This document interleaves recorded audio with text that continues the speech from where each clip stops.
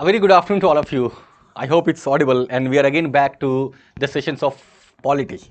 And today we are going to start with schedules of the constitution, one of the most important topics. And if you see the questions of UPSC, you will see that almost every year there have been some questions from this section. Last year there were around 3 questions from this very section, that is schedules of the Constitution of India. Let us see the questions one by one, and we will also see the associated concept associated with this.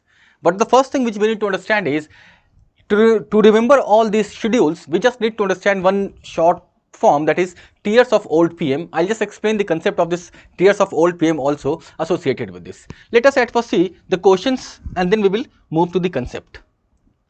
I can skip some of the questions, like some of the questions are too simple, so no need to go through this. But even though you can have a view over these questions, like which one of the following schedules of the Constitution of India contains provisions regarding anti-defection? A very simple question. I am not expecting an answer of this also. Let's see the second question. Now this question is really good, and this question has been repeated by UPSC also. So this question was asked in 2015, and then again this question was asked in the latter year. Again some sort of the same type of question was asked in the examination. Just see the question. The provisions in 5th schedule and 6th schedule in the Constitution of India are made in order to protect the interest of scheduled tribes, determine the boundaries between the states, determine the powers, authority and responsibilities of panchayats, protect the interests of all the border states. The answer would be A only. So I am not giving emphasis on these questions. From here we have to see something associated with these questions. This is a good question. Consider the following statements. The Parliament of India can place a particular law in the 9th schedule of the Constitution of India. The validity of a law placed in the 9th schedule cannot be examined by any court, and no judgment can be made on it. Now if you talk about 9th schedule of the Constitution of India, then automatically some other associated concept also needs to be seen. If you talk about 9th schedule of the Constitution of India, then automatically the concept associated with 10th schedule, 11th schedule and 12th schedule comes into being. The point is, the original Constitution of India consisted of 8 schedules only, but through various constitutional amendments these schedules were added. If you talk about the constitutional amendments, then first constitutional amendment added 9th schedule to the Constitution of India. Again, 52nd constitutional amendment added 10th schedule to the Constitution of India. Again, 73rd and 74th constitutional amendment added 11th and 12th schedule to the Constitution of India. Now if you talk about these 12 schedules of the Constitution, then the original Constitution consisted of only 8 schedules. These schedules were added through various constitutional amendments, and you will see the subsequent questions associated with this also. Now if you talk about this 9th schedule, as mentioned by Vicky, it was added in 1951. Now you will see that next year there is a question associated with this very year. However, let me at first explain this 9th schedule also. This 9th schedule was added to make certain laws. If we put any law in 9th schedule, then it was beyond judicial review. So if a law was made, it was mainly made with reference to land reforms, but later on various types of laws started coming into this. The basic reason behind creation of this 9th schedule was that if we create any law and put it into this 9th schedule, then it is some sort of black hole. Black hole in the sense that if we put any law in 9th schedule, then it is beyond the concept of judicial review.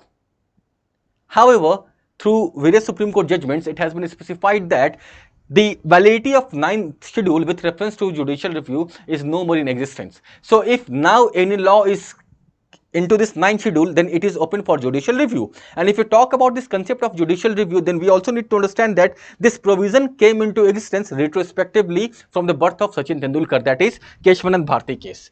So if you talk about this provision, then from 1973 onwards, whichever law came under this 9th schedule is open for judicial review.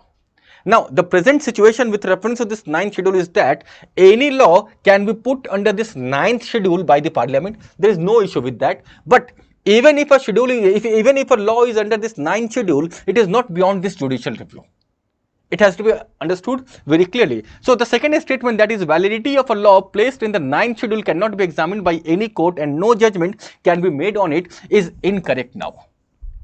This was the main reason, main purpose behind creation of this 9th schedule, but it is not in existence, and it also came retrospectively. So if any law was put under this 9th schedule after Keshwan and Bharti case judgment, then it is open for judicial review. Again, if you move forward to this schedules of the constitution, just see the next question. After this, under which schedule of the Constitution of India can the transfer of tribal land to private parties for mining be declared null and void? Now, if you talk about this schedules of the Constitution, then there are certain schedules which are very much important, like 5th schedule, 6th schedule, 10th schedule. You will see that on a regular basis questions are being asked from 5, 6 and 10, and these schedules are in news also. Like recently there have been this news with reference to 6th schedule of the Constitution of India in association with Ladakh. There has been some demand in Ladakh to include it into this 6th schedule of the Constitution of India. So if you talk about this 6th schedule, you have to automatically understand that what are the special provisions associated with this. Why any area wants to come under this 6th schedule? Why any area wants to come under this 5th schedule, and so on.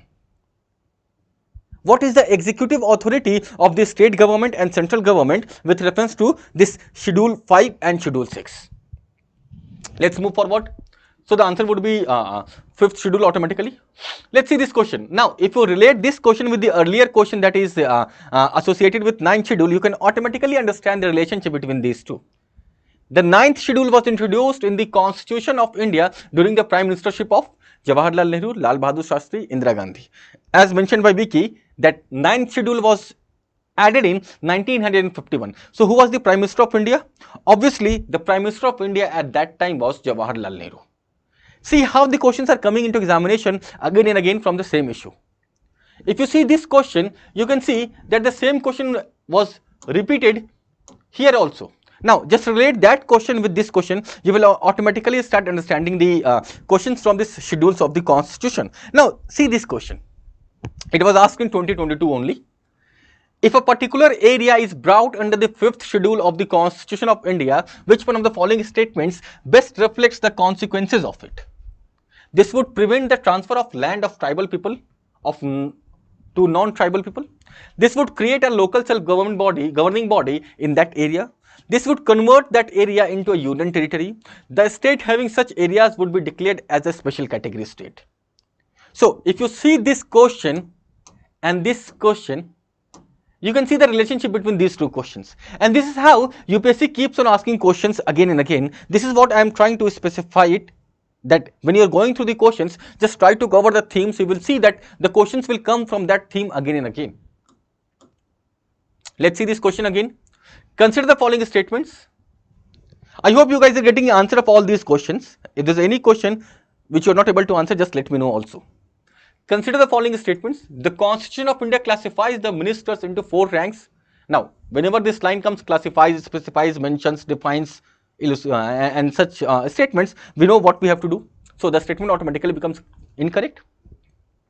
If you see the second statement, then this provision was added in anti-defection law through this 91st constitutional amendment. So there are 5 constitutional amendments which becomes important. That is 1st, 52nd, 73rd, 74th and 91st. This doesn't mean that schedules, there is no other constitutional amendment which has added something in the schedules of the Constitution. I'll just explain that concept also. Let me show you one more question.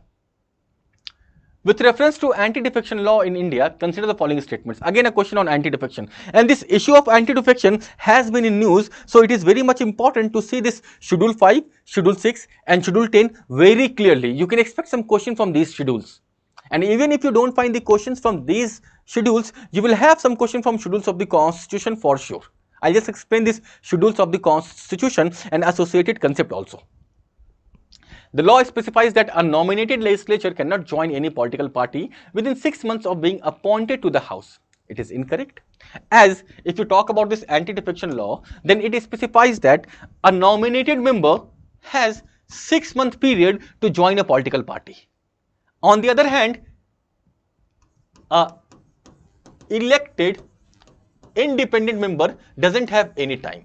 So this statement is correct with reference to independent candidates and not with reference to nominated candidates. So if there is a candidate who is independently elected, that candidate cannot join any political party. But joining a political party and supporting a political party is different.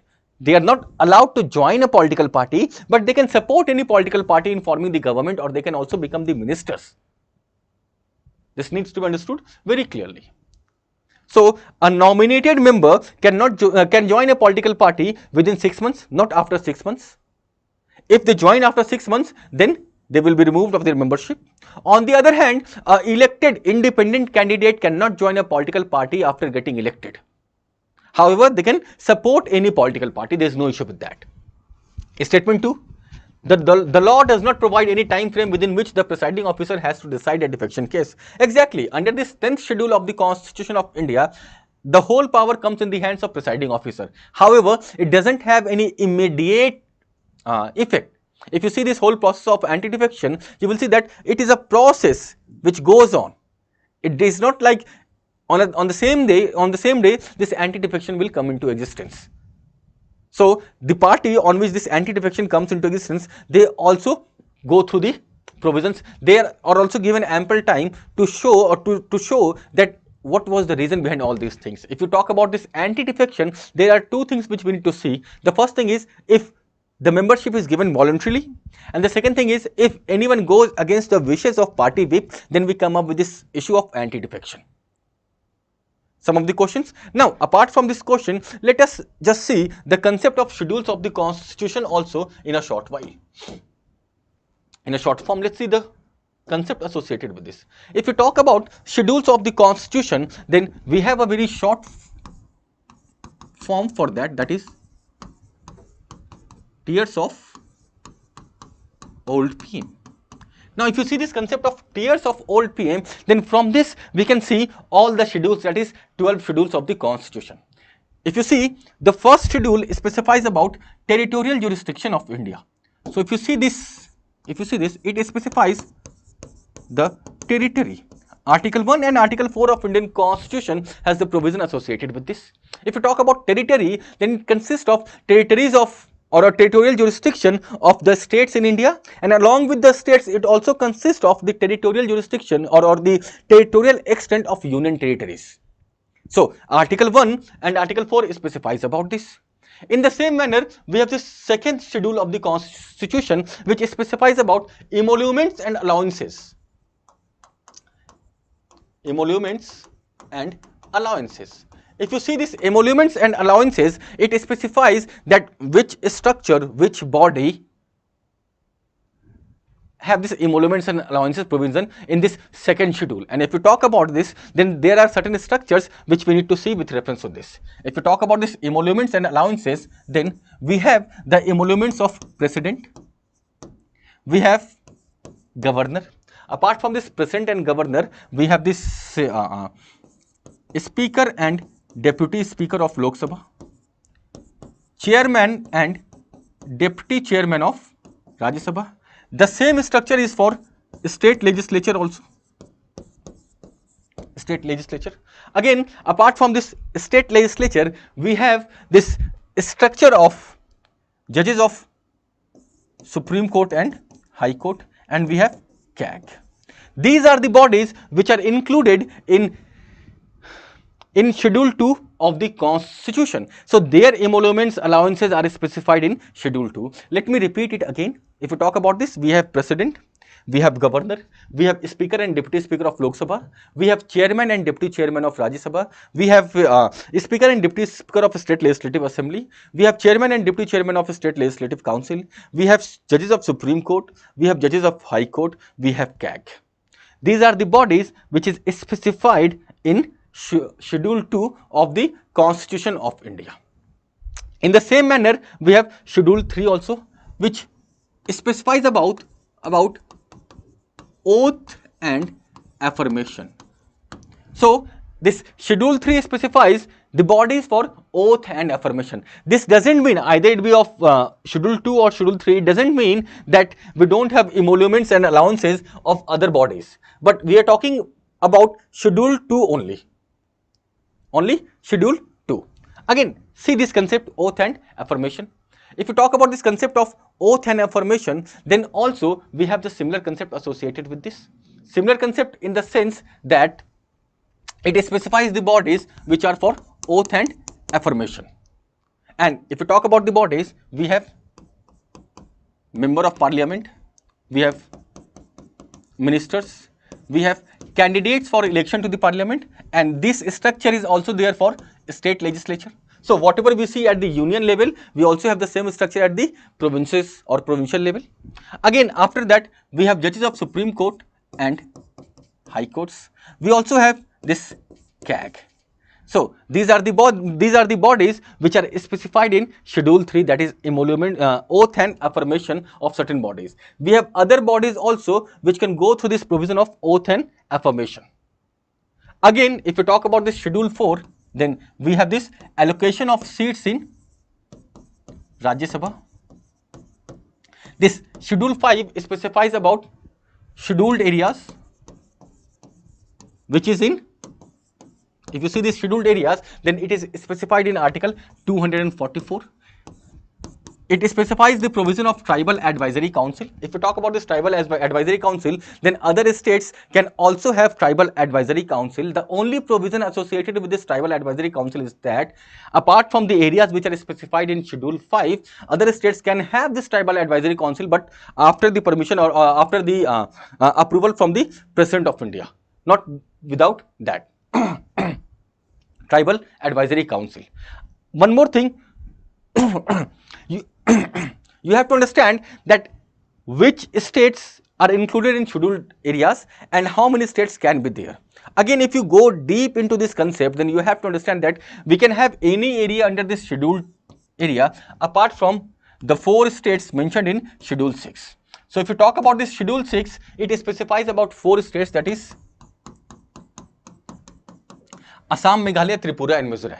It specifies about these 4 states, and if you see the concept of these 4 states, then you have to understand that they have this concept of autonomous district councils. Here, the news associated with Ladakh comes into existence. Union Territory of Ladakh is pitching for inclusion in 6th schedule only. So this news becomes very much important for us. We have 7th schedule of the Constitution of India, which specifies about federalism or federal provisions. So if you see this, it specifies about other tribal areas. This is federal provisions, list 1, list 2 and list 3. We have this languages, sorry, at first O. We have this languages, that is official languages. If you talk about this concept of official languages, then the original Constitution of India had the provision for 14 languages. Through various constitutional amendments, presently we have the provision for 22 languages. So originally we had 14 languages through 21st Constitutional Amendment, through 71st Constitutional Amendment and through 92nd Constitutional Amendment, some of the new languages were added, and presently we have 22 languages under this.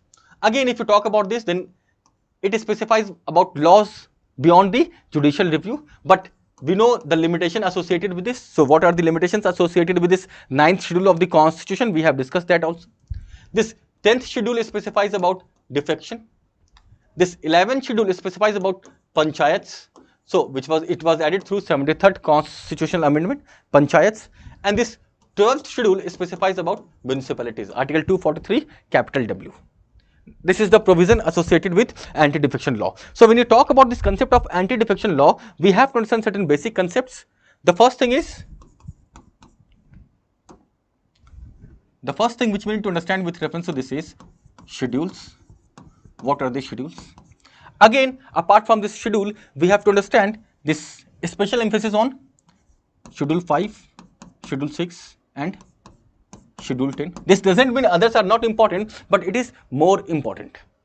Again, if you move forward to this section, then you have to also understand that what are the constitutional provisions associated with this. Constitutional provisions. Just have a view over Schedule 2 and Schedule 3 and see with reference to this Schedule 5 and Schedule 6, these two, just see the provisions in details. This is what we need to cover with reference to schedules of the Constitution. Clear? Please let me know if there is any doubt. Aditya sir आज morning class में discuss हुआ. Okay yes, आज dictionary class में we have discuss the same thing. A very important topic, and believe me, on a regular basis we have been seeing questions associated with this in examination. Last year also there were 3 questions which were from this schedules of the Constitution, and it will hardly take you 1 hour to understand all these schedules. Once understood, it will always be helpful in examination. Clear? Any question which we need to discuss?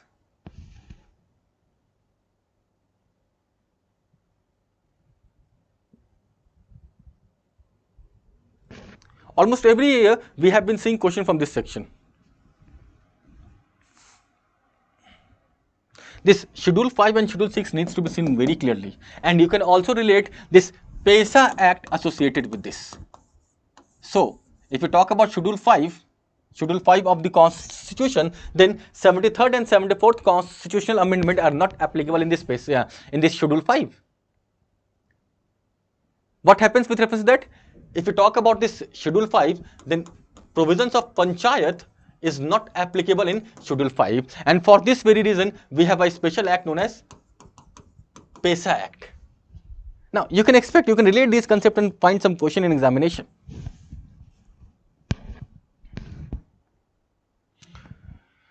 This is all we have with reference to this. If there is any doubt with reference to schedules of the Constitution, please let me know.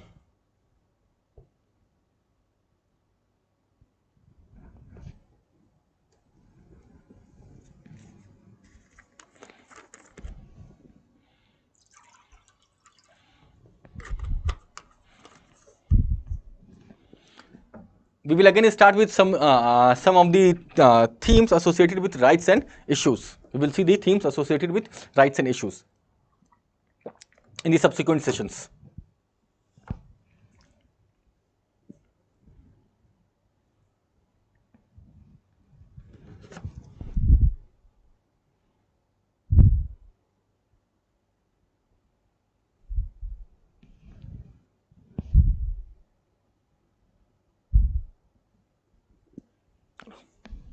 Thank you, Aditya.